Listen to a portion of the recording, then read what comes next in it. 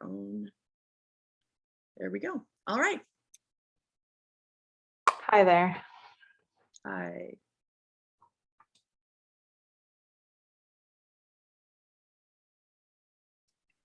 Okay, well, welcome everyone. Thank you for joining us this evening.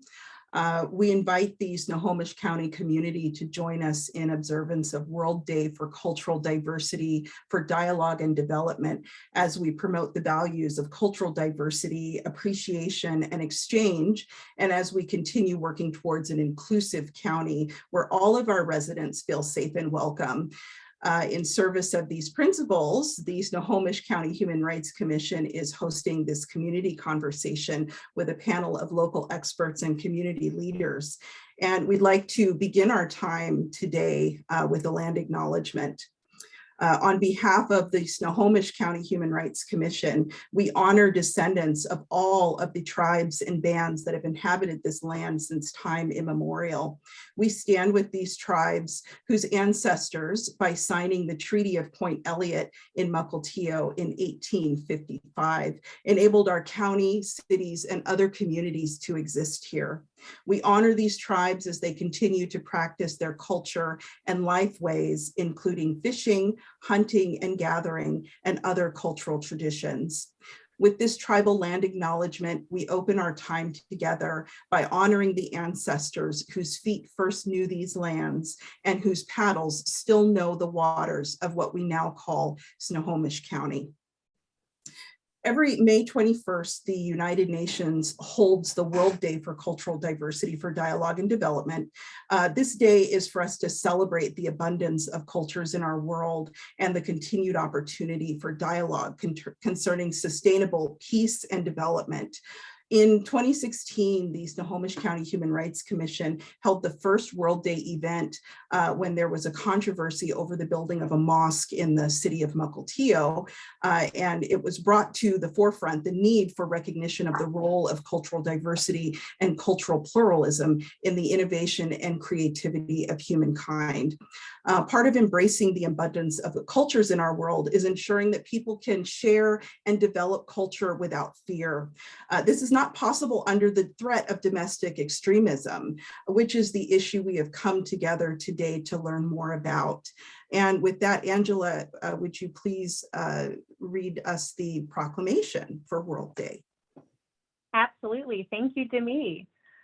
So, the proclamation recognizing May 21st, 2022 as World Day for Cultural Diversity for Dialogue and Development in Snohomish County.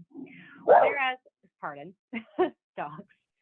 Whereas World Day for Cultural Diversity for Dialogue and Development is observed every year on the 21st of May per United Nations General Assembly, December 2002, Resolution 57249. And whereas the Second Committee of the UN General Assembly unanimously adopted a resolution on cultural and sustainable development in 2015, affirming culture's contribution to sustainable development, acknowledging the cultural diversity of the world, and recognizing that cultures and civilizations can contribute to sustainable development. And whereas the day provides us with an opportunity to deepen our understanding of the values of cultural diversity and to advance the 4 goals of the United Nations Educational, Scientific, and Cultural Organization, or UNESCO, which are 1, support sustainable systems of governance for culture, 2, achieve a balanced flow of cultural goods and services and increase mobility of artists and cultural professionals, 3, integrate culture and sustainable development frameworks, and 4, promote human rights and fundamental freedoms. And whereas the Snohomish County Human Rights Commission was established in 2010 and serves as an advisory board to the County Executive, County Council, and Washington State Human Rights Commission, and whereas Snohomish County is striving to be a welcoming and inclusive county where everyone's human rights are respected, protected, and valued, and whereas the Snohomish County Human Rights Commission hosts an annual World Day for Cultural Diversity for Dialogue and Development, now therefore Dave Sommers, Snohomish County Executive, does hereby proclaim May 21st, 2022 as World Day for Cultural Diversity for Dialogue and Development in Snohomish County. Furthermore, on behalf of the Snohomish County Human Rights Commission, and in recognition of the occurrence, we're all invited to this event here. So thank you all for joining us. Thank you, Angela. And it is our distinct honor to be joined this evening by Snohomish County Executive Dave Somers. Executive Somers has been a consistent supporter of our work here on the Human Rights Commission and an outspoken leader in our community on our constant quest to make Snohomish County a safe and welcoming environment for all residents. Executive Somers, thank you for joining us.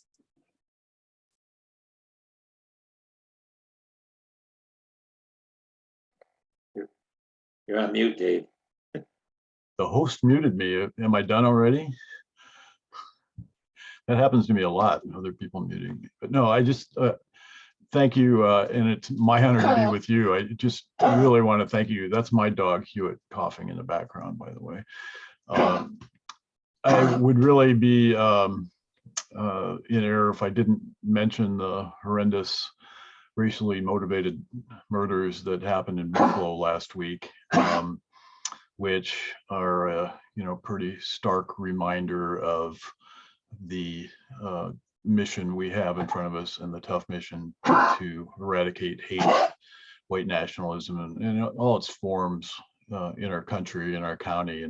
And I know white nationalism and racial biases here in Snohomish County. We have a lot of work to do here also, but I just want to thank you for really being at the forefront and giving myself, county executive's office, and the county council advice on how to really address this. I think my takeaway is we've got to do this together. We've got to speak out loudly.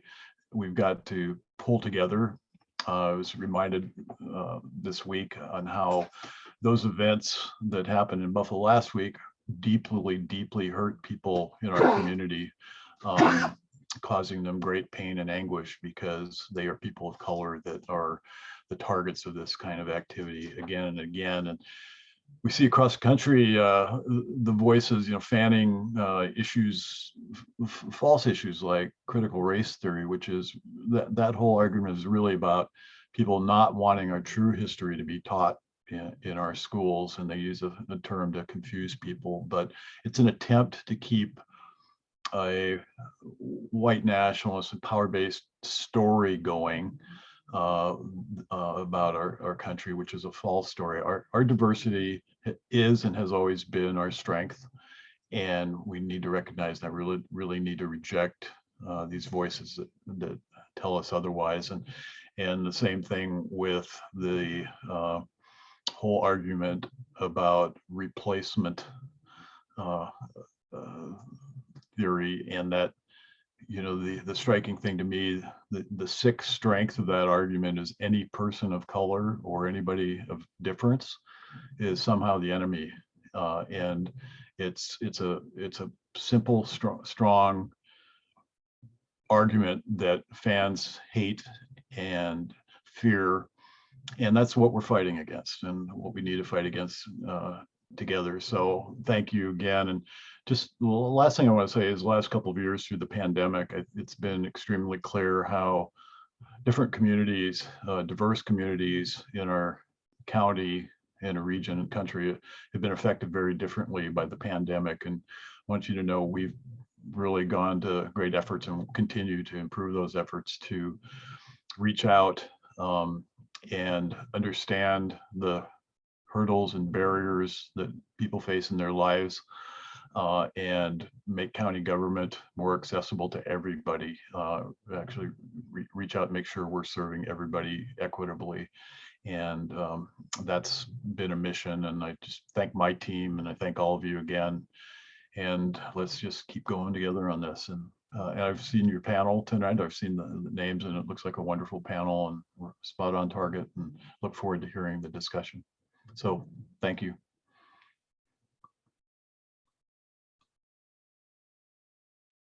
Thank you, Executive Somers, for those words. We very much appreciate it, and we appreciate your support of the work that we do. Just a bit of housekeeping as we hear from our panelists this evening. If you find that you have questions that you'd like to ask, please feel free to drop those in the chat at any time. We'll be collecting them for a question and answer session at the end. So feel free to do that. So the first two community leaders that we're going to hear from are part of our legislative team in the 44th district, as well as the 5th legislative district. Representative April Berg, she is with the 44th legislative district. She was born and raised on the south side of Chicago. Rep. Berg then moved to the Pacific Northwest to attend Oregon State University, where she was elected as the first Black and also the youngest student body president. Soon after, she was appointed by the governor of Oregon as the student representative to the Oregon State Board of Higher Education. Today, she is the first Black woman to represent the 44th District of Washington in the State House of Representatives. She is also part of the historic all-Black legislative team in the 44th Legislative District. Rep. Berg is a former small business owner. She is a former Mill Creek Planning Commissioner. She's worked in aerospace as a Boeing project manager and has served on the Edmonds School Board.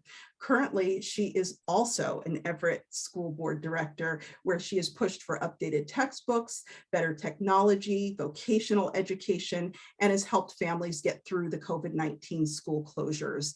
In many ways, Rep. Berg's background and story reflect the 44th. She's a believer in great public schools, paired with an understanding of small business and community building. Rep. Berg and her husband live in Snohomish County. They've lived here for more than 20 years. They have 6 children, 2 of whom have graduated from the UW, 2 who attend Western Washington U, and 2 who are in high school in the Everett School District. So welcome, Rep. Berg. We also have the privilege of being joined by Representative Bill Ramos. He is with the 5th Legislative District. Rep. Ramos proudly represents his district, which includes Black Diamond, Carnation, Issaquah, Maple Valley, North Bend, Renton, Sammamish, and Snohomish, as well as unincorporated areas in Enumclaw, Fall City, Hobart, and Preston. He's served in the State House since first being elected in 2018. He currently serves as Vice Chair for the House Transportation Committee, as well as serving on the Public Safety Committee and the Rural Development, Agriculture, and Natural Resources Committee. Prior to his state service, Rep. Ramos was on the Issaquah City Council. Welcome, Representative Ramos. And with that, I will turn it over to you, Rep. Berg. Thank you so much, Demi, and thank you. Rep. Berg, if you wouldn't mind, before you get started, we would like to have Enoka Herat just introduce what is domestic extremism before we get started here. Oh, my apologies. I am so sorry. I went out of order. Thank you for calling me on that, Karen. Oh, quite all right, quite all right. We have such a wonderful lineup of speakers here in Information, and Enoka Herat is the Police Practices and Immigration Counselor for the ACLU of Washington, where she leads the ACLU's work on ending local law enforcement collaboration with the deportation pipeline, reducing police violence, and increasing police accountability across our state throughout state legislation and local advocacy. She's an alumna of Wesleyan University and the UW School of Law, a proud daughter of Sri Lanka immigrants, and lives in Seattle with her husband and 2 children. So Enoka, welcome, and we invite you to introduce domestic extremism and what is it before we get started tonight. Thank you so much for having me here and for letting me speak a little bit at the top, just to sort of frame this issue a little bit. In light of last week's white supremacist mass shooting and the increasingly mainstream surge in white supremacist beliefs and violence, lawmakers and local officials are understandably seeking to take action. It is critical that any action on this issue centers the needs of communities of color in order to enhance the safety for all communities. The phrase domestic terrorism has caused widespread harm to communities of color. It was used in the Patriot Act, passed in the wake of 9/11, and gave federal and local law enforcement expansive authority. Over the past 20 years, we've seen the results of this, and it's been abusive and ineffective surveillance, placement on watch lists, prosecution, deportation, and ultimately harassment, disproportionately and unjustly targeting Black civil rights activists, Muslims, Arabs, Middle Eastern, and South Asian community members. In our own communities, in this free country, local and federal law enforcement have spied on and infiltrated Black Lives Matter groups, immigrant rights advocates protesting family separation, and mosques, all based on loose labels of suspicion without even a reasonable suspicion of actual criminal activity. In Washington, Tacoma and Pierce County police officers treated purely nonviolent Black Lives Matter protests, some of it critical of the local police, not as the constitutionally protected activity it was, but as suspicious, sharing names and other information with the Federal Fusion Center, a highly criticized intelligence gathering hub where federal and local law enforcement share information. And in the meantime, white supremacist extremists shoot up a church in South Carolina, protesters in Kenosha, Wisconsin, a supermarket in Buffalo, New York. In 2020, 67% of domestic terrorist attacks and plots in the US were by white supremacist extremists. So our focus here must be on domestic extremism, and specifically white supremacist extremism, because it is the most dangerous form of extremism in America. State and federal lawmakers have already given law enforcement expansive authority to investigate and prosecute domestic white supremacist extremism effectively. What is lacking, however, is the will by law enforcement to do so. Law enforcement and prosecutors have failed to use the vast array of investigative tools and authorities already at their disposal to address the problem of white supremacist extremism. Why is that? We have to acknowledge and confront the fact that there is, as we speak, white supremacist extremism in law enforcement, as well as a bias in law enforcement that favors white supremacist extremists. Here are a handful of examples just from the past couple of years. In Seattle, a police officer was just returned to the force after stating to a colleague, quote, "I don't understand why we can't bring lynching back." In Kent, the assistant police chief decorated his office door with Nazi symbols. In Clark County, which I'll discuss at more length later in the program, law enforcement relies on the leader of the Proud Boys, a known white supremacist group, as an informant, trusting him and his suspicions of Black activists, and turning a blind eye when there are actual credible threats or even assaults by the Proud Boys on police reform activists. In Snohomish County, we see similar concerns from community members where law enforcement appear to align with armed militia members. In Spokane, the county prosecutor's wife proudly calls herself a white nationalist, frequently using the N-word. And I mentioned this last example with the others because as the ACLU of Washington, we certainly recognize that as individuals in this country, we have a constitutional right to hold unpopular, even harmful or racist beliefs. But if an individual is an officer or county official, they are in a position of trust and their role relies on impartiality, fairness, and a duty to protect all members of our community. Their bias in favor of extremism has life and death consequences. It is not just speech or expression, but an impairment of performing their core authority and job duties. As we see time and time again, there's real harm being done by not confronting extremism. Displays of racial bias, affinity towards white supremacist extremism, favoritism towards those groups or belief systems are conduct that go to the very core of their suitability to serve and protect. It is a critical duty of city and county officials to hold these agencies and public officials accountable. You must clean house and root out white supremacist extremism from the ranks of law enforcement. Collect data on how resources are allocated to address white supremacist extremists in our communities. Investigate, do thorough background checks before hiring officers. New laws now require this. And then take swift and decisive action when issues arise. That is fully within your purview and where action can and must be taken. Thank you so much. Thank you, Enoka, for that framing of the issues and challenges at hand. And with that, Rep. Berg, I'll turn it over to you. And then after Rep. Berg, to you, Rep. Ramos. Thank you. And thank you so much. And thank you, Enoka, for that level setting, because that was really necessary, I think, as we go into the conversation. I think me and Rep Ramos are going to kind of tag team this and take you on a journey just from that state level of what got us to this point of getting active in domestic terrorism work at the state level, what progress we've made, and what's the path forward. So I come to you as a representative of the 44th, which includes Mill Creek, as well as the city of Snohomish.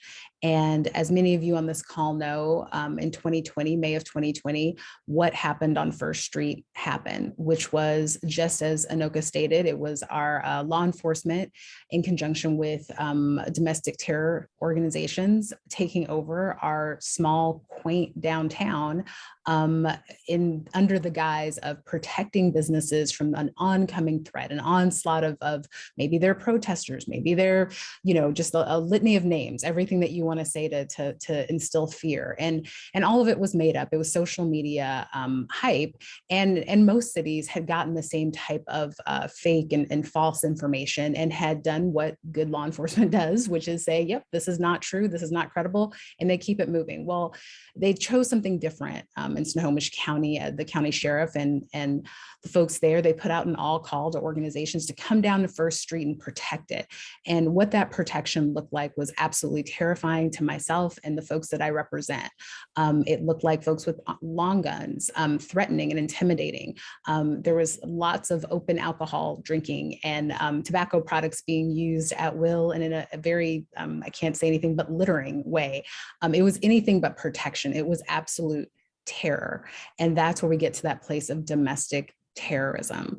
That was one instance. We had another instance with a local business owner that had a mini militia protecting his business so that he wouldn't have to enforce what at that point were state and county mandates.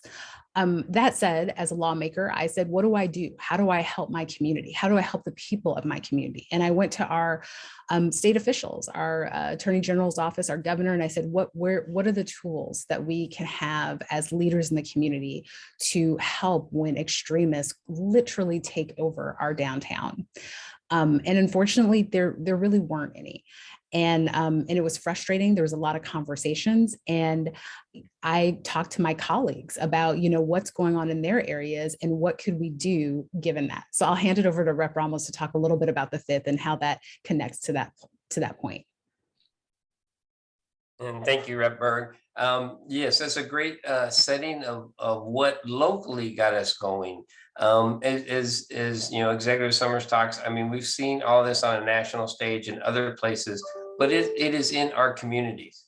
And in these discussions, Rep Berg and myself started saying, well, what can we do?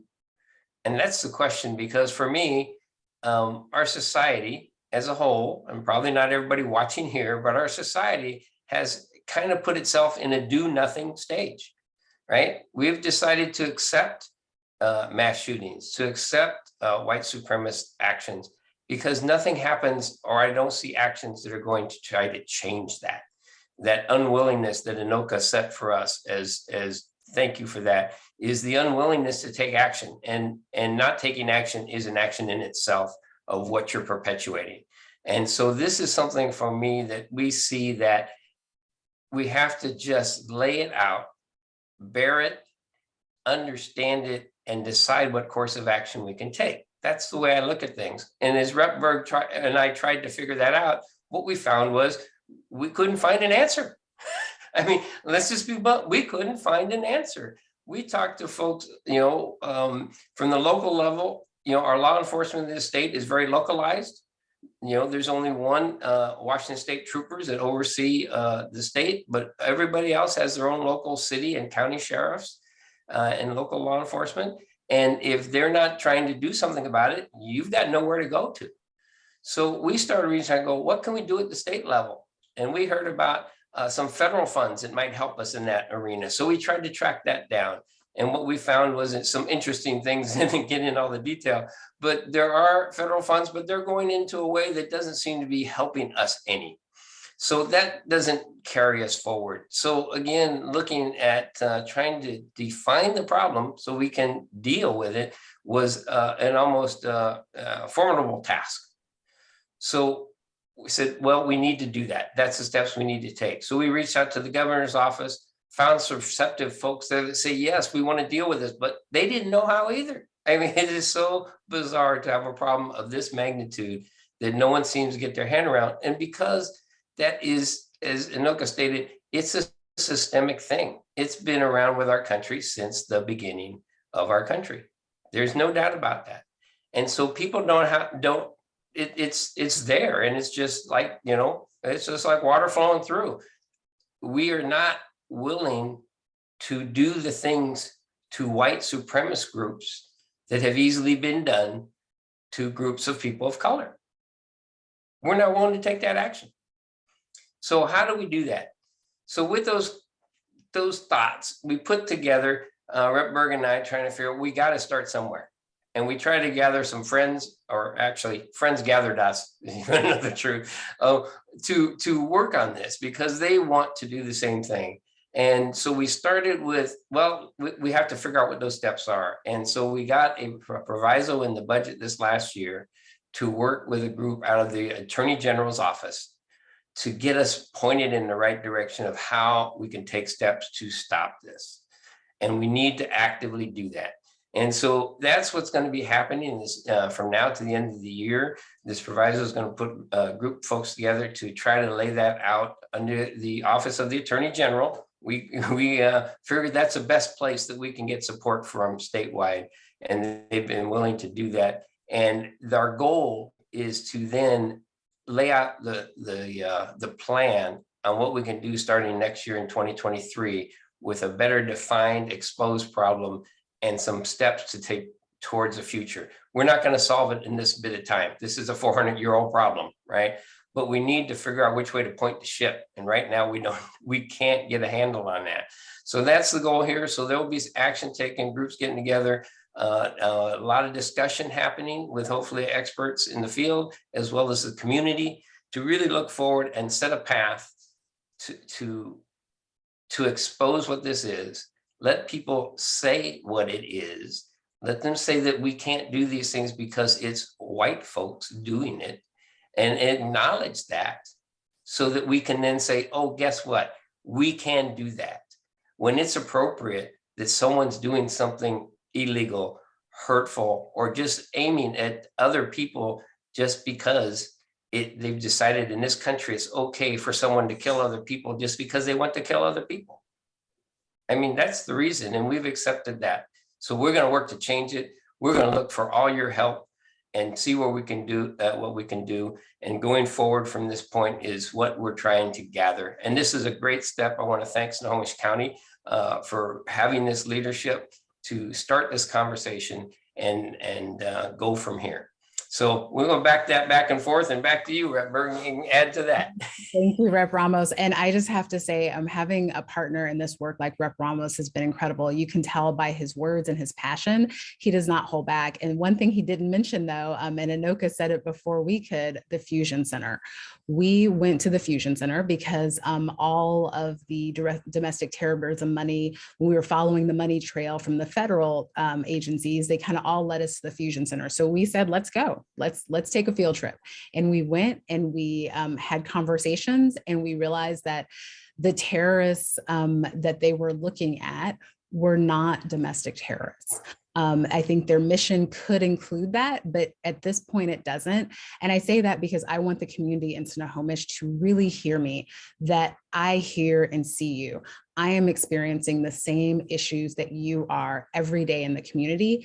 And when I brought up issues at the Fusion Center, specific to our county, they were mostly unaware. And I'm talking about the things that we read about in our daily Herald, right? The things that are on the front page of the newspaper, not anecdotal, not, oh, you didn't hear what happened, last Thursday at some random street corner. No, things that are verified and reported on.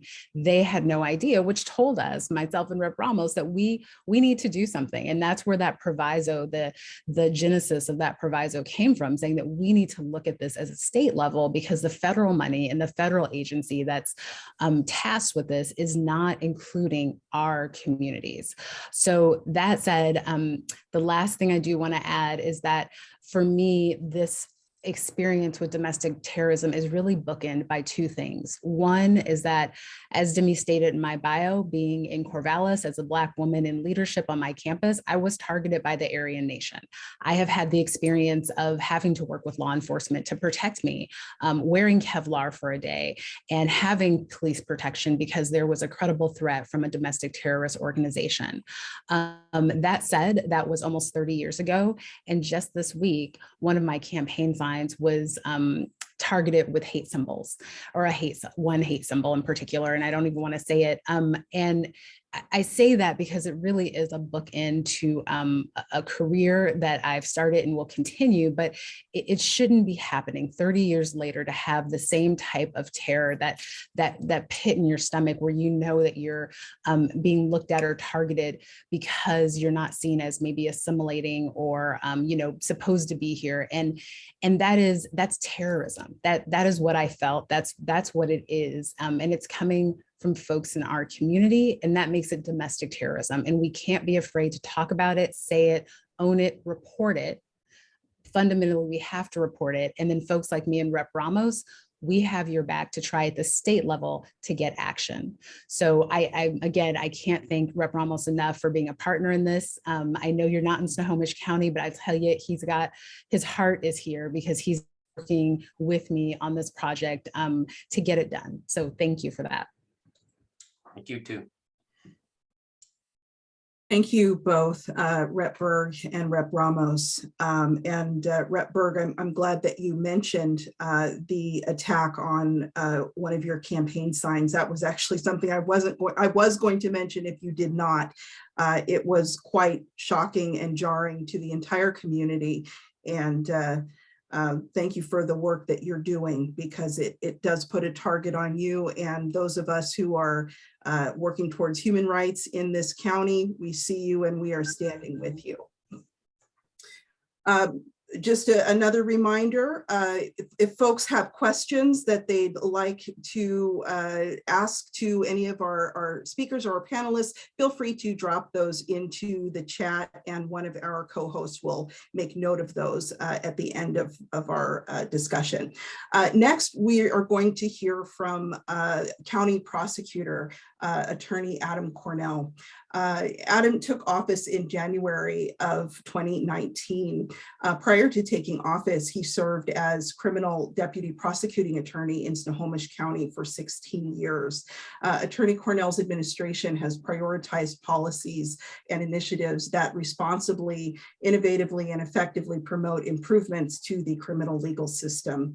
Under Adam's leadership, his office is partnering with Microsoft's Justice Reform Initiative and the City University of New York's Institute for State and Local Governance to foster transparency and accountability through a data collection initiative that aims to gather and disseminate data from a wide array of stakeholders, including police, corrections, prosecutors, and the courts. In 2020, the prosecutor's office was awarded a $1.7 million grant that brought law enforcement assisted diversion to Snohomish County. Attorney Cornell's ongoing response to the COVID-19 pandemic has contributed to a significant reduction in the Snohomish County jail population that remains at or near a 55% reduction from February of 2020. Adam has been a vocal advocate for progressive reforms in the law. He publicly supported, among other recent legislation, House Bill 1499, which would have decriminalized the possession of personal use amounts of controlled substances, as well as Senate Bill 5164. With that, Attorney Adam Cornell, prosecutor for Snohomish County, I'll turn it over to you. Thank you. And commissioners, thank you for inviting me and giving me the opportunity to address you all on this incredibly important topic. I want to say a couple of very important things. First of all, that unfortunately, as we know from Representative Berg's recent incident, that hate is alive and well in Snohomish County, unfortunately. And we're talking about not just crimes per se, but we're talking about incidences of hate, which are unacceptable. And it's been a priority of my administration to do what we can within the criminal legal system as a prosecutor's office to hold those accountable who would peddle their hate. I'm proud. I know you're going to hear shortly from the Anti-Defamation League, but as an example, I am happy and proud that our office worked with the ADL on a prosecution of a person named Dakota Reed, who was convicted and sentenced just a couple of years ago for his hate-fueled actions, and recently our collaboration with the U.S. Attorney's Office and our federal partners in prosecuting individuals for a very significant hate crimes in a bar in Linwood, which many of you have probably heard of that incident that was fortunately taken by the U.S. Attorney's Office. But in the short time that I have, I want to talk about a couple important things, and I really want to talk about action, and it's really about our efforts with the legislature. A deputy prosecutor in my office was the one county prosecutor representative on the Attorney General's Hate Crimes Advisory Group that was convened in 2020 and made a number of recommendations to the state legislature and to others about what we can do to strengthen hate crime prosecution and hate crime laws. And I was a supporter of Ms. Lawrence, my deputy prosecutor who served as that representative. And I was disappointed that a recommendation by that advisory group that would have actually made hate crime offense a person crime. If you can believe it, the crime of hate crime offense is not considered a person crime, which means a conviction for a hate crime offense does not get you community custody or probation. It was also a recommendation of that committee, and there was a bill before the legislature not only making a hate crime offense a person offense, which if there was ever a person offense, it seems like that would be one, to create a sentencing enhancement at the state level for individuals who would commit an offense based on hate. That bill died in committee in the 2021 legislative session. So I would urge the community and our legislators who are on this call to take another look at that, bill. And I know that that may be at odds with the efforts that I've made to focus on restorative justice and to focus on thoughtful alternatives to prosecution where appropriate, but hate crime offenses are different. And I think we need to think about that and the example that it sets to the community. So I would urge the legislature to adopt the Attorney General's advisory group's recommendation with regard to strengthening our hate crimes law. We as an office are going to always prosecute these crimes where the facts meet the law, and do that in a vigorous way. We continue to do that. So far this year, our office has had 3 hate crime referrals. A referral comes from law enforcement where there's a finding of probable cause or a belief in probable cause.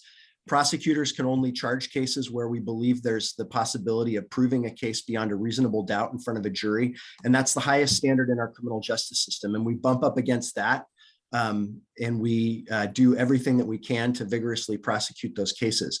But I remain committed to supporting your work, working with the executive's office, and making sure that we're bringing even more visibility to this work. And when it comes to referrals from law enforcement, holding people accountable to the best extent possible, but ultimately the law comes to us from the legislature. And so I urge that call to action for those of you on the call. Thank you.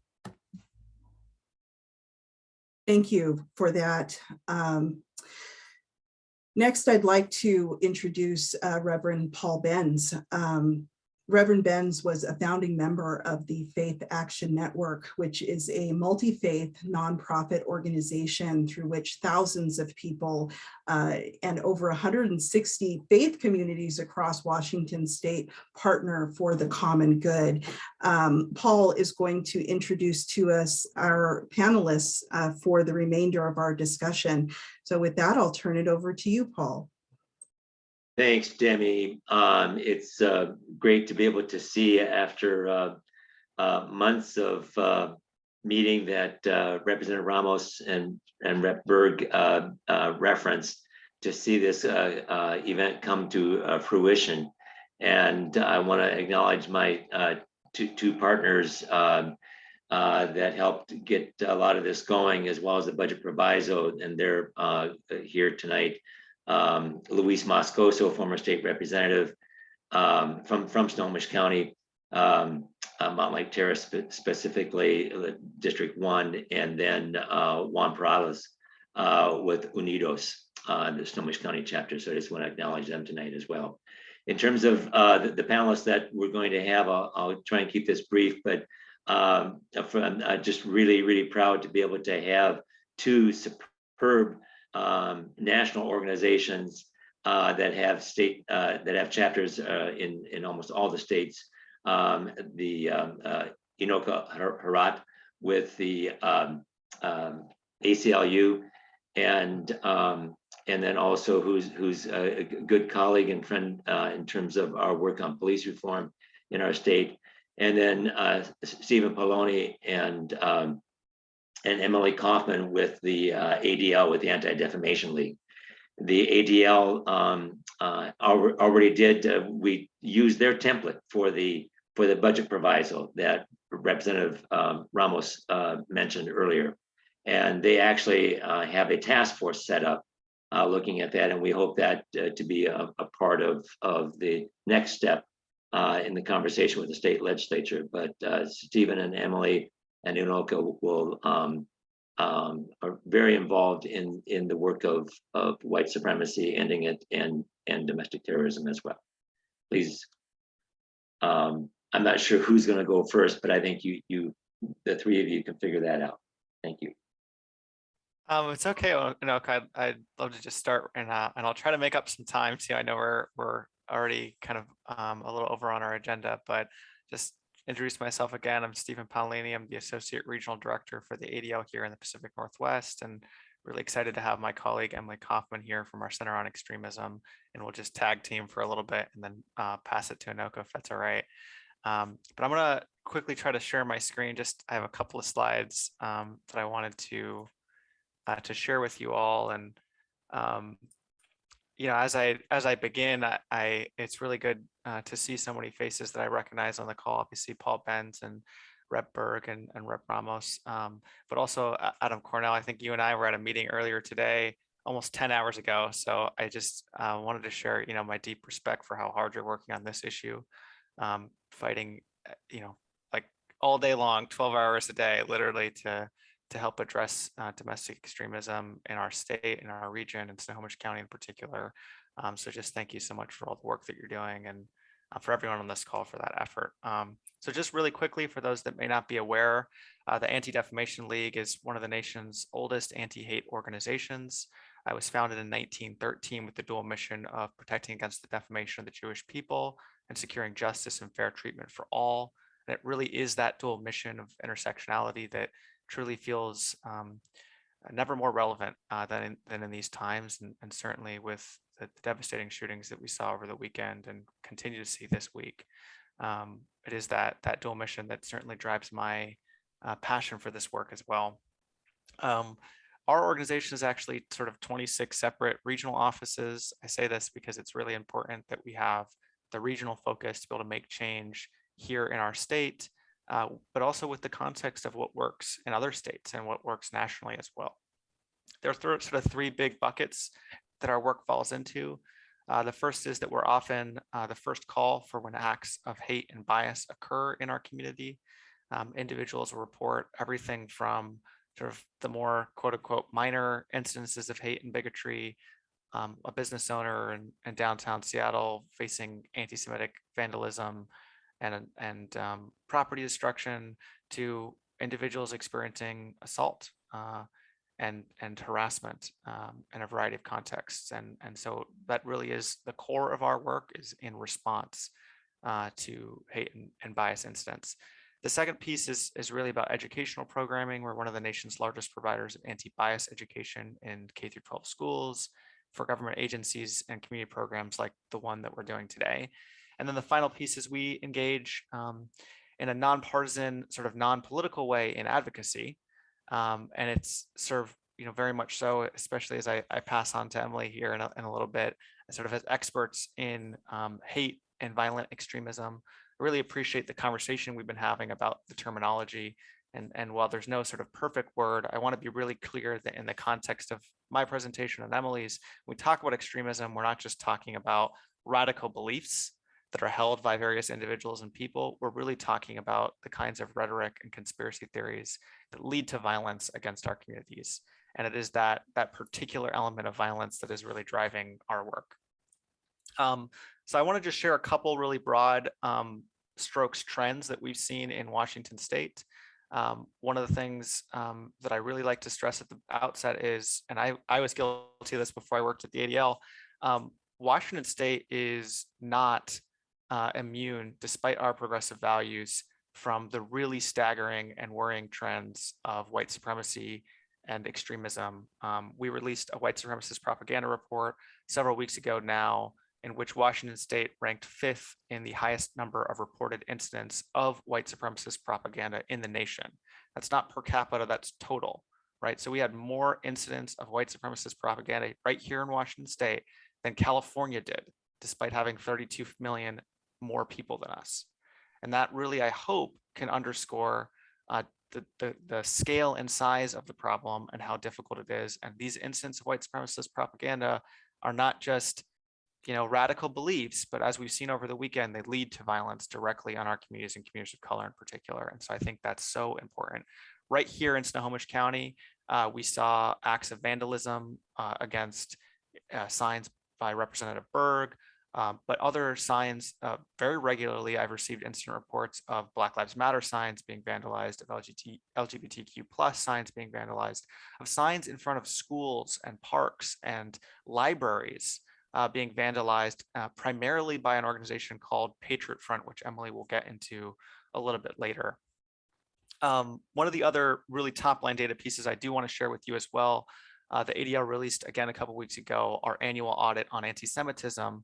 And before I get into the numbers, I want to say for everyone that is watching this call right now and you're frustrated and you're angry and maybe you're feeling despair and you're not sure what to do, one of the most important things that you can do is you can go to our website and to other community organizations. And when you see acts of hate and bigotry and bias, that you report them, because all of the numbers that we're talking about today primarily come from everyday people who are reporting acts that have occurred to themselves or to others.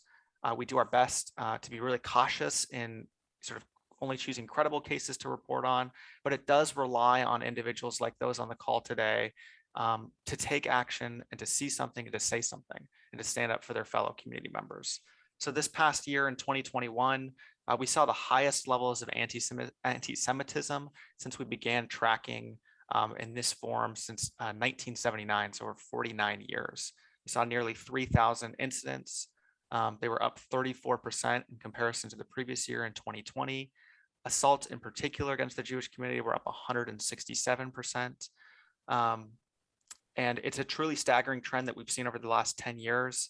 I won't go into sort of causality, but you can see, I think, for many on the call, a really sharp increase in 2016 that has continued to really be staggering in our COVID years here in 2020 and 21. And so, this is, again, the same numbers we're seeing right here in Washington State that are right in line with these exact same trends nationwide. The final pieces, and I really want to thank Enoka for bringing this at the beginning of the conversation. I did want to share two other data points that we have. The first is our extremist-related murders report. And if you look at this sort of pie chart here, you can see that while there is sort of radical beliefs held on sort of both sides of the political spectrum, when you talk about the actual violence that we're seeing that is related to extremism, and particularly murders related to extremism, it's over 90% right-wing and then predominantly white supremacist extremism that is motivating these attacks. And I just think it's extremely important for us to not lose sight of that and not to get distracted by just looking at beliefs and thinking, okay, they're all the same. There are not, good people on both sides. This is truly a white supremacist right-wing problem, primarily when we're talking about violence, and there's no equivocation that can happen about that. And then I do want to share as well another tool that is informed by again, I'm pitching as many times as I can, people reporting acts of hate and bias, but it's our Adl Heat Map, which shows really our tracking has only really been at a really significant level here in Washington State since 2018. And it shows kind of just sort of visually, it's all throughout our community. It's not just in one space. It's not in the quote unquote conservative parts of our state. It's in every part of our state. It's in Rep Ramos's district. It's in Rep Berg's district. And there's no part of our state really that is spared from hate and bigotry. So that is my quick and dirty, hopefully, run through. The last thing I want to show you is what we call our pyramid of hate. And the reason I bring this up is I think it's a great illustration of just why it's so important for us to treat acts that perhaps don't rise even in some cases to criminal incidents, but to really look at them as serious and to call them out and to address them with our policy. You don't get to the kind of bias motivated violence that we saw over the weekend without first having the proliferation and fostering of biased attitudes, of acts of bias, of discrimination that then leads to and facilitates the kind of horrific violence that we're seeing. So this is kind of my my visualization. I think that's really, really important. So with that, I know there's time constraints here, but I wanted to pass it to Emily just to go a little bit more in depth with some of the particular trends and most importantly, the groups that are being involved. And I'll just stop talking then. Thank you so much, Stephen, and such a privilege to be here with you all tonight. And just bear with me one moment. I have a couple of slides as well.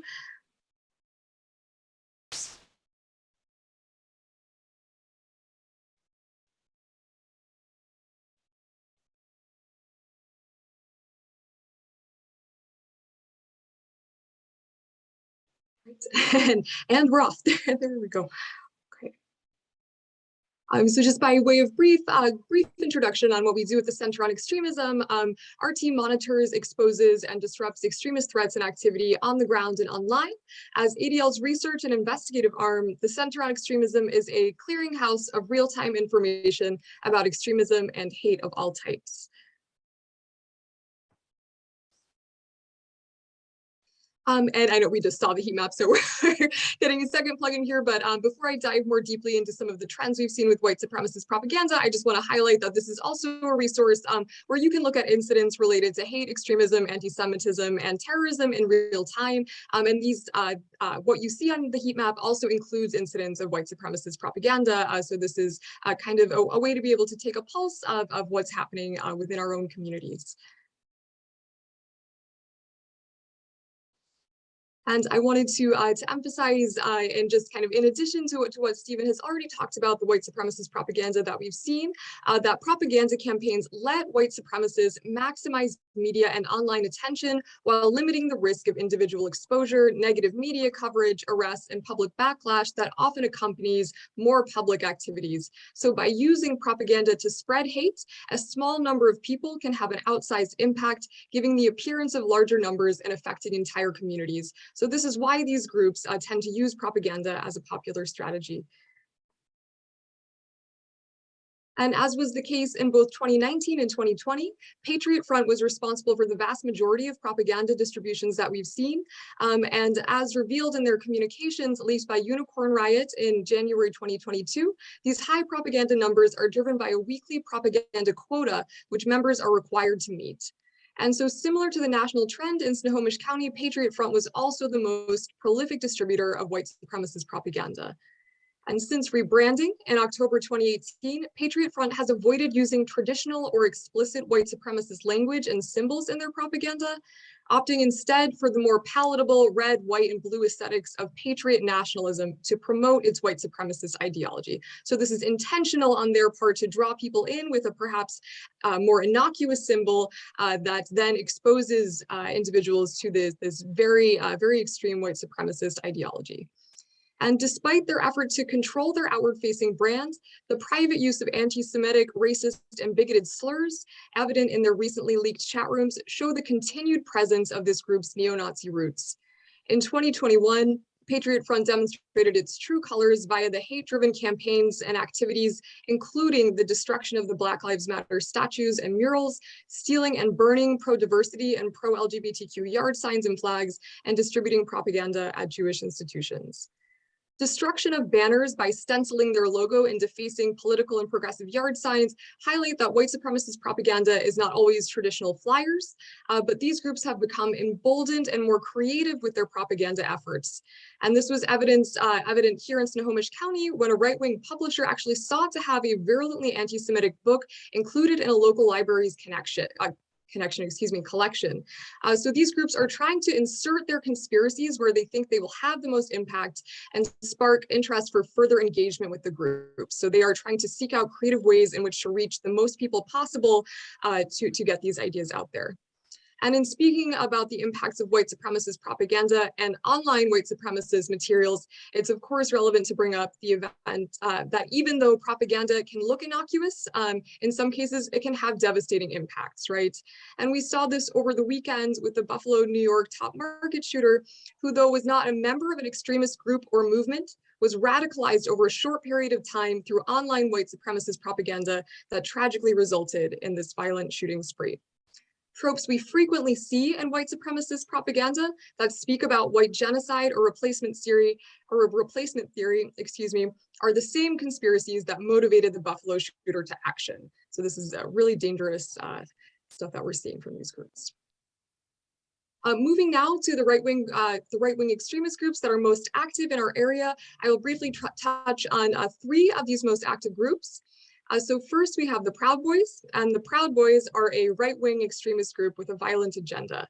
They are primarily misogynistic, Islamophobic, transphobic, and anti-immigration. And some members espouse white supremacist and anti-Semitic ideologies and engage with white supremacist groups. In the wake of the insurrection at the National Capitol, the Proud Boys faced the highest number of arrests of any extremist group who participated in the Capitol riots. It might have been expected that these numerous arrests, and especially arrests of influential members, might have derailed or at least decreased the group's public activities, but instead the Proud Boys were galvanized by their participation in the insurrection, rallying around their arrested counterparts and dubbing them political prisoners. The Proud Boys increased their public event participation following the insurrection, affixing themselves to popular right-wing debates on COVID-19 mandates and critical race theory. They attempted to infiltrate local politics as a new strategy to gain influence.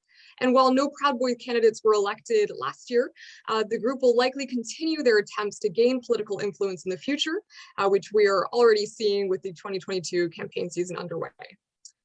Then we have Patriot Prayer, which is a putatively religious right-wing extremist group led by Joey Gibson, who's pictured in the middle on your screen there.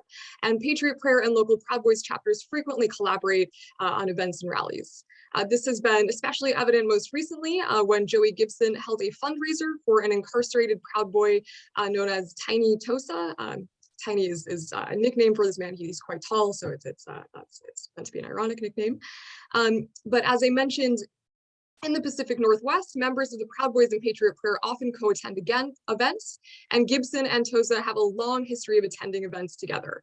So they recently held a fundraiser at Brock's Bar and Grill in Woodland, Washington, back in March, and they held a silent auction for items where they raised about $5,000 over a 4-hour period.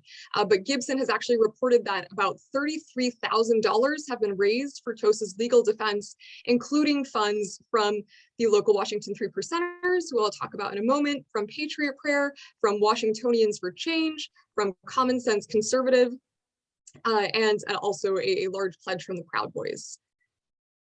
But what's important about these groups collaborating is that they would not be able to on their own kind of raise these kinds of funds that we see, but together they are able to do that. And in addition, Tiny Tosa is being accused of assault related to a violent protest that took place last year in August in Portland, Oregon. So that is who they are raising legal funds for in this case. And the fundraiser was sponsored by a third group I'd like to bring to our attention, and those are the Washington State 3 Percenters. The Washington 3 Percenters are an anti-government extremist group with members across Washington State. The group is part of the militia movement, but it is not a paramilitary group like many traditional militia groups are. Its leader, since at least late 2017, has been Matt Marshall. 3 Percenters is a term used to refer to a wing of the militia movement that developed in 2008 and spread widely through social media. So there are individual 3 Percenters, a variety of 3 Percenter groups like the Washington State 3 Percenters, and several national 3 Percenter umbrella groups with chapters in multiple states. The term refers to the historical myth that only 3% of the American people in the 1770s fought with the patriots of the Revolution. The actual number, of course, is much higher, yet that tiny percentage secured liberty for all. The 3 Percenters view themselves as the modern analogs of the patriots of the Revolutionary War, only in this case, the main enemy is the federal government rather than the British. As is typical with extremist groups, the Washington State 3 Percenters have not made their membership size public, but photographs of their members at various events do not show more than 15 or so members together at a time, but the group's membership is considerably larger than that and may number up to 100 or more. But recently, we have been especially concerned as in December, the second 3 Percenter was sworn into the 5-person Eatonville School Board, and the first person to be elected to that school board who was a 3 Percenter was none other than Matt Marshall himself. So the Washington State 3 Percenters also recently organized an anti-COVID-19 mandate rally, which they called the Grit Rally, where Joey Gibson also spoke. But with each of these groups, we are concerned as they pivot to local activism to try to entrench their ideologies in these institutions, whether it's school boards, whether it's campaigning for other forms of local office themselves. This is something that we are seeing them do more and more. And these groups can be violent and dangerous, and the collaboration that we've seen, especially recently with these fundraising efforts between them, is especially concerning. So with that, and I'm sorry, I know I ran through that quickly to try to kind of save us on some time there. I will turn it over to Enoka. So thank you so much. I'm just coming back to the Zoom to stop sharing that screen. There we are. Thank you so much for those presentations. It was super interesting and it gives so much context to some of the issues I'm going to be speaking about as well. I wanted to sort of direct us back at looking at law enforcement and that overlay. And we believe that the additional hate crime laws and more severe punishments are unnecessary and harmful. We know from arrest to incarceration, racial disparities in the criminal legal system are some of the most severe forms of discrimination against Black and brown people. But we also know that law enforcement are the gatekeepers of the criminal system, and they have the tools they need to address extremism, and they're not using them. And it's critical to address this bias in law enforcement, and I'll speak about our work on that front.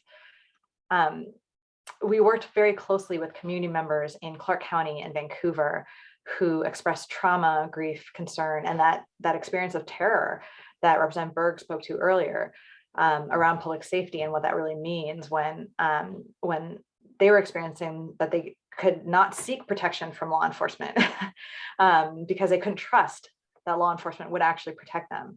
We researched and documented and worked with the NAACP of Vancouver, the Justice Group, the Clark County Justice Group there, and many community advocates to document the instances of excessive force, disparate and discriminatory policing. And we submitted a letter to the U.S. Department of Justice, encouraging them to investigate and bring a pattern and practice case against Clark County and Vancouver Police Department. In that county, there over the past couple of years, there's been 9 police killings, 6 of whom have been people of color, in a county where Black people and Pacific Islanders make up 3% of the population. And it's not just in the police killings, but in also in use of force data. People of color are subject to 30% of the uses of force, and Black people are disproportionately stopped in traffic stops, despite, again, being such a small percentage of the population. And after officers killed a young Black man, Kevin Pearson Jr., who was shot in the back while he fled for his life, his family held a peaceful vigil for him. Family members and friends were subject to an armed, hostile group of white supremacist extremists, including members and affiliates of the Proud Boys, Patriot Prayer, Cops Northwest, and Sons of Liberty. The armed extremists verbally and physically assaulted the grieving family. They suffered bear mace sprayed in their faces, paintballs, threats of violence, and trucks driving at them. Many people had to seek medical help, and this harassment went on for hours. Local law enforcement refused to respond.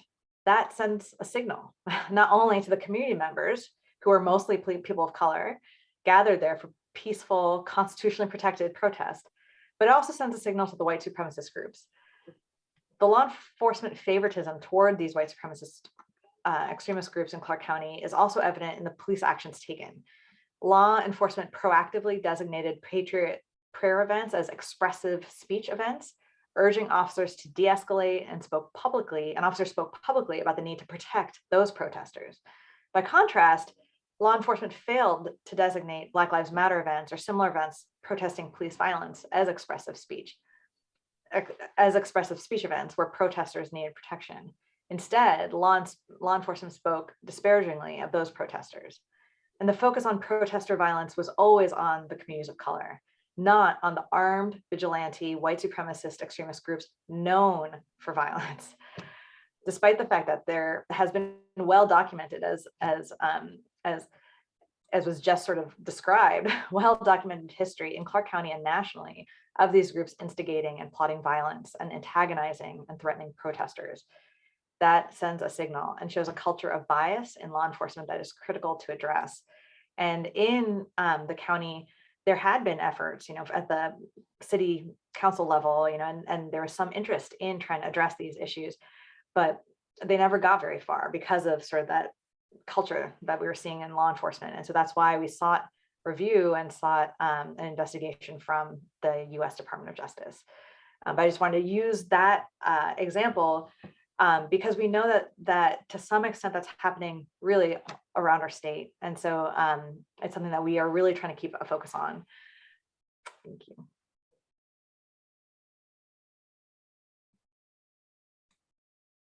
Thank you so much for that discussion and for that presentation of information to the community. Commissioner Angela, do I see you? I believe we have a few questions that have come in from community members. And if that's okay with you, panelists, I'd like to invite Angela to ask those questions. Thank you, Commissioner Demi, and thank you, panel, for that excellent information and presentation. We truly appreciate it. And just a note to the community members, we're still taking questions. So if you have anything, please send it my way and I'll make sure it gets to the panel. Thank you. So one question we had was, what does it mean to confront racism? Can we really get into the root to convince a racist person to change his or her mind?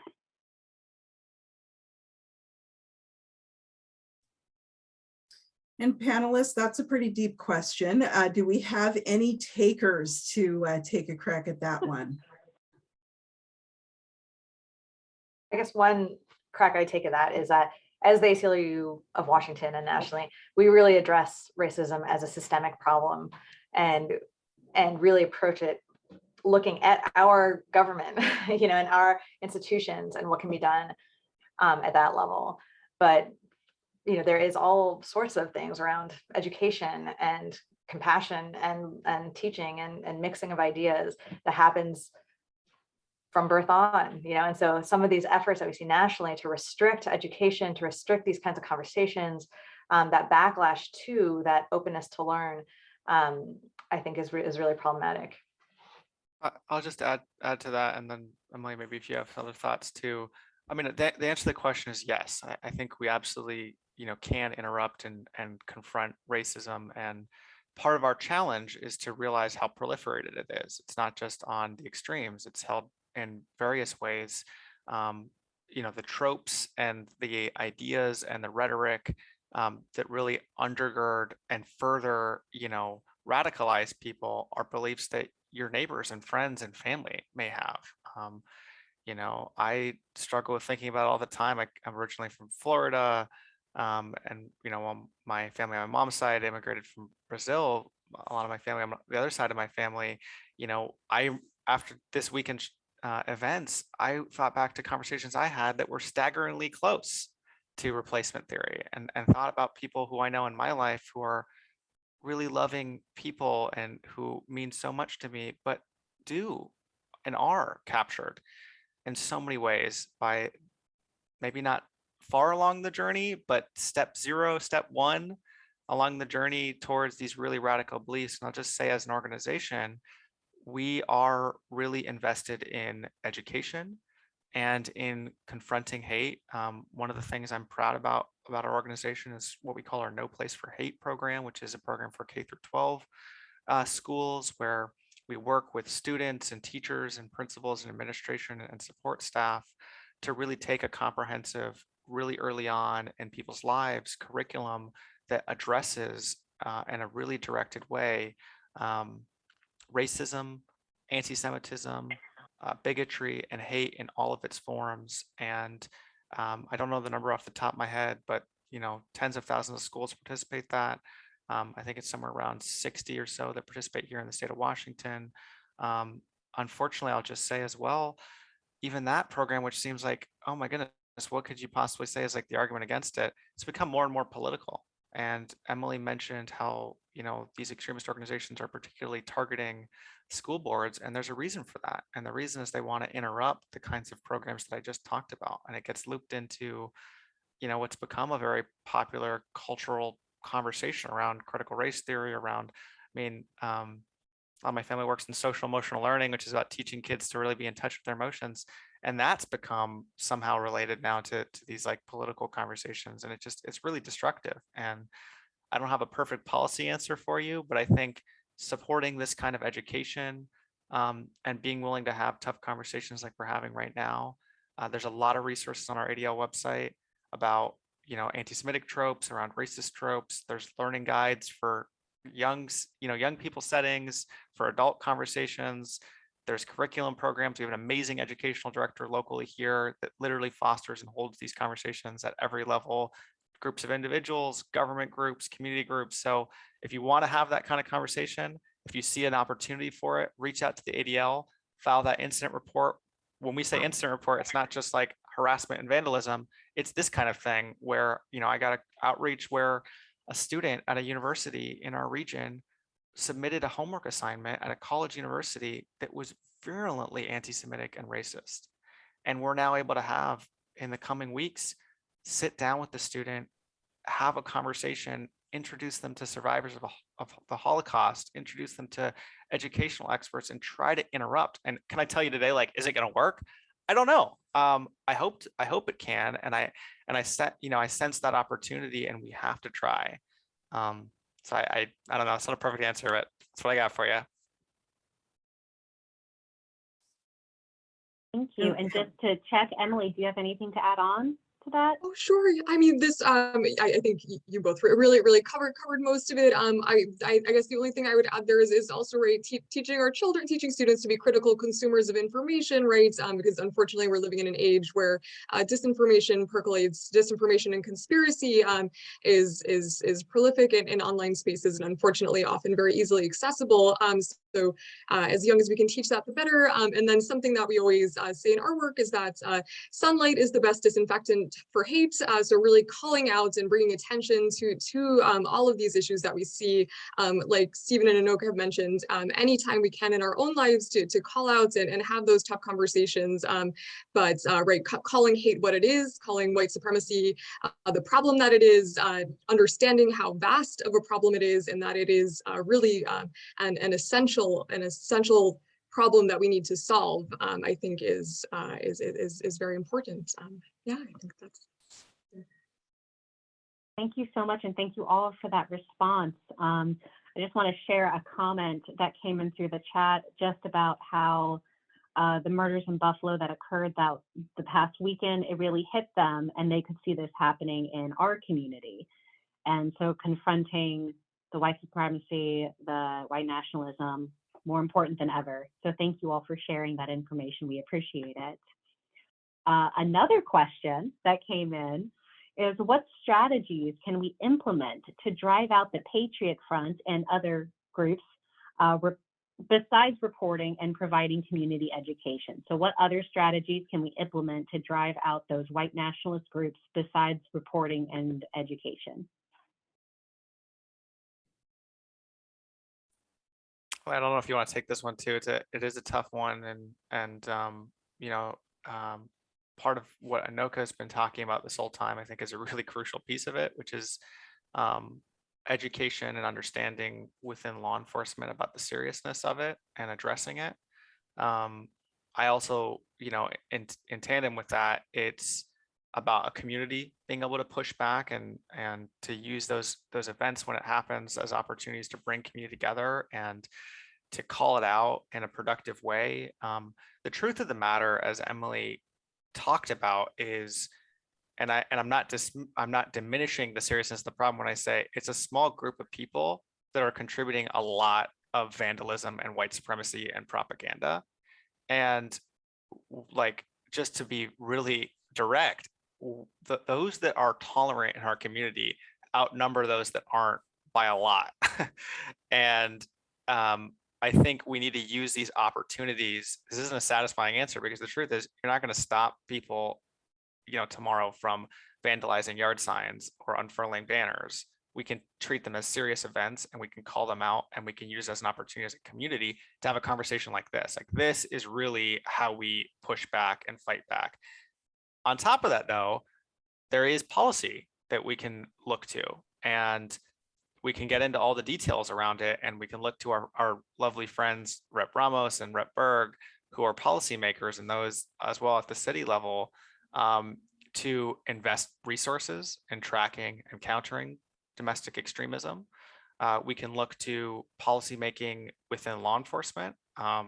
One opportunity, I don't want to ramble on too long, but I wanted to add to what Enoka had been talking about extremism within law enforcement. The ADL was working with recently the Washington Criminal Justice Training Commission on a draft definition to apply sort of a great law that our lovely representatives on this call helped pass several years ago, which would remove and decertify peace officers who were actively affiliating with extremist organizations. And so then the work became, how do we define that in a way that balances people's First Amendment, you know, rights, and but also gets at the fundamental problem here, which is just one member of our law enforcement agencies being affiliated with extremist organizations dramatically undermines trust within community, and fundamentally makes it impossible for them to do their jobs.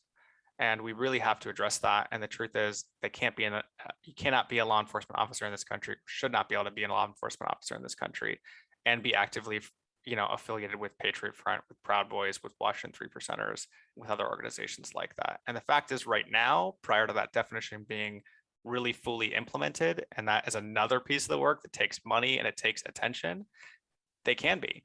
And that's, it makes it really hard to respond to Patriot Front when folks you have to call to respond to it may, you know, be affiliated or may think, oh, it sounds good, I'm a patriot too, which is unfortunately a conversation I've had too many times, and I've only been at this job for 5 months. So, and that's, I don't want to be construed to say that's like, you know, all law enforcement or anything like that. There are amazing partners within law enforcement that want to do this work to root out the problem. And some of those folks helped with that definition. But so sorry for rambling. That's kind of my addressing. There's policy fixes. There's also the community element too. Thank you for that. Well, since we are starting to run up against the clock, and I want to make sure we respect everyone's time, I would just like to offer the opportunity to our panelists. If you have any final thoughts, Rep Ramos, Rep Berg, if you have any final thoughts you'd like to share, I would just like to offer you that opportunity. I'll jump in. I just want to thank everybody for being here, from the ADL and ACLU and other folks from various groups. This is the start of what Rep Berg and I are trying to do. This is the start. It's to sit down, have the discussion, identify the problem, and then we can work to solve it. So I really appreciate everybody here. It's going to make a difference. It's the only thing we can do is to work towards a solution. Otherwise, we just sit and go home and accept what is, and that's not acceptable. So thank you all very much for your work. And guess what? as you know, those of us that are working, we're going to be calling on everybody to help, because that's what it takes. It takes a community to solve a community problem.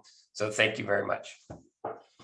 And I'll jump in too. And thank you, Rep Ramos, for spending time in Snohomish County tonight. I know it's virtual, but it's great. And thank you, just everyone on the panel. All of your words were really impactful. I'm a note taker. I took notes, and I will say the one thing that jumped out at me is when you said that they have a propaganda quota.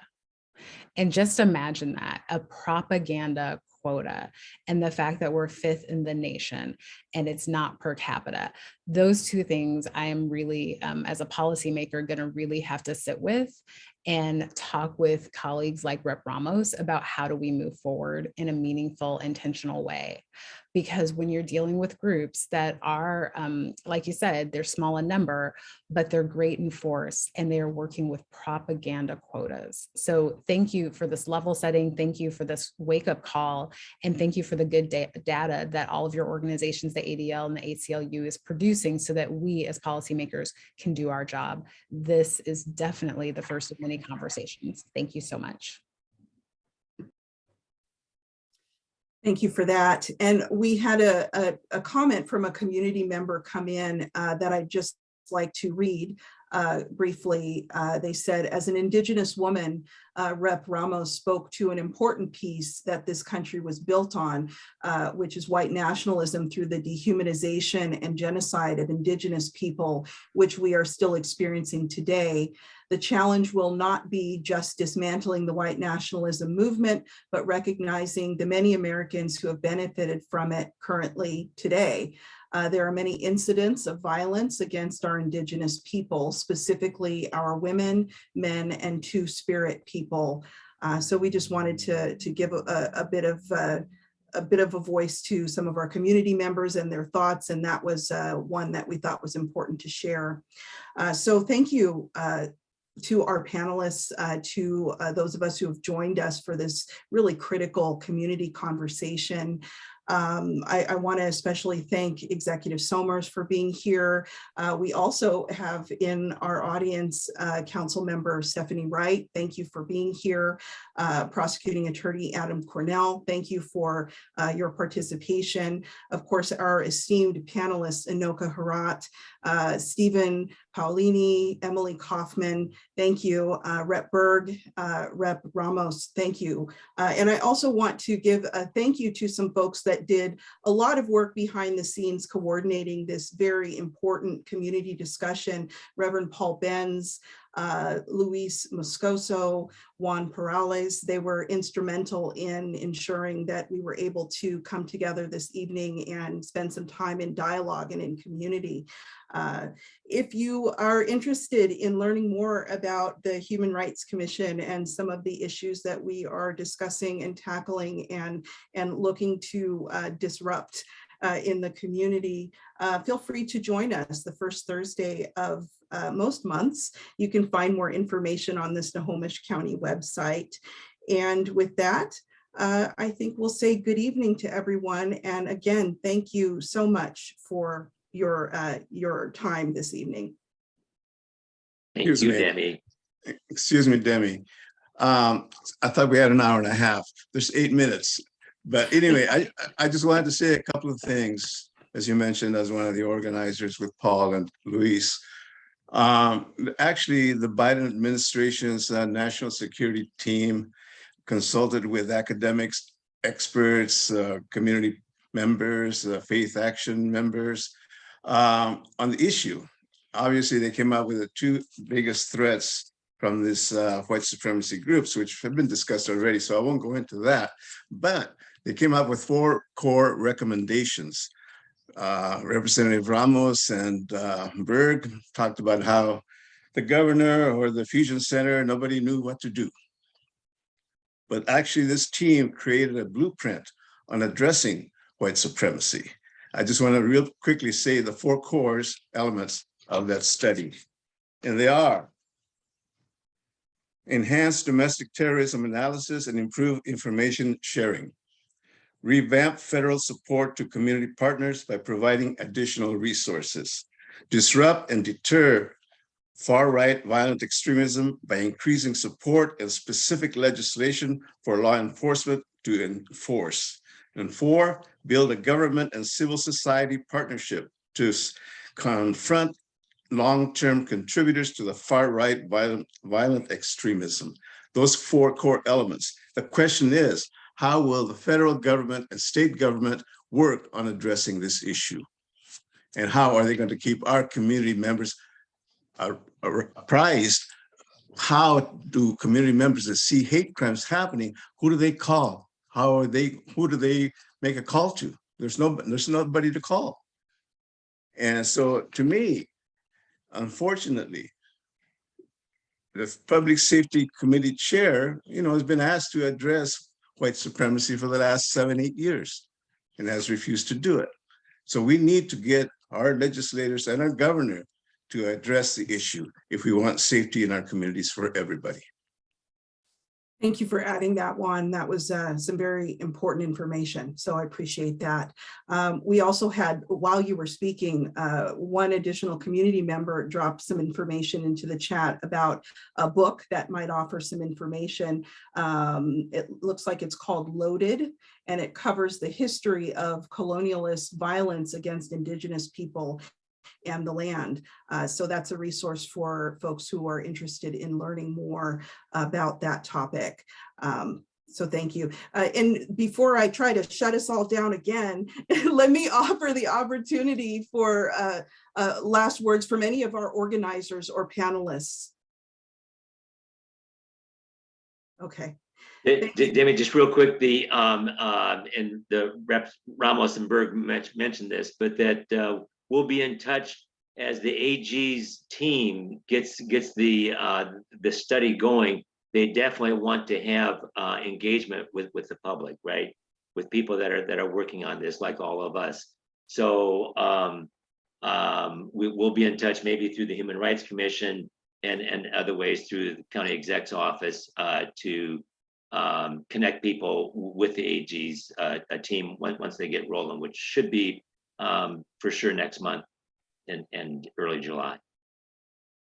Thank you for that. Great. And Demi, I do have a couple of things I wanted to comment on just briefly. Take it away, Karen. Hey, I'm Karen Chase. I'm one of the Snohomish County Commissioners for District 3, which is South County. And I so appreciate this conversation. And I just wanted to point out that in doing this organizing, Luis had shared that the protest of Shauna Ford's infamous Minuteman American Defense anti-immigration rally at the Everett Elks Club in 2007 led to the formation of the Snohomish County Citizens for Human Rights, who fought for 3 years and advocated for the formation of the Human Rights Commission that we now are able to serve on and bring this presentation forward. And so I so appreciate those that came before us to enable this commission to address these issues and look forward to continuing the conversation forward. And thank you, Demi, for emceeing. Thank you, Karen. Okay, we have 3 more minutes. Any takers? Okay, well, thank you, everyone. We wish you a wonderful evening, and we hope that this information, this critical information that has been shared, helps empower us all to go forward into the community and get into this work, because it impacts all of us. And ultimately, when we see ourselves in each other, we will be stronger. So thank you all, and good night. Bye.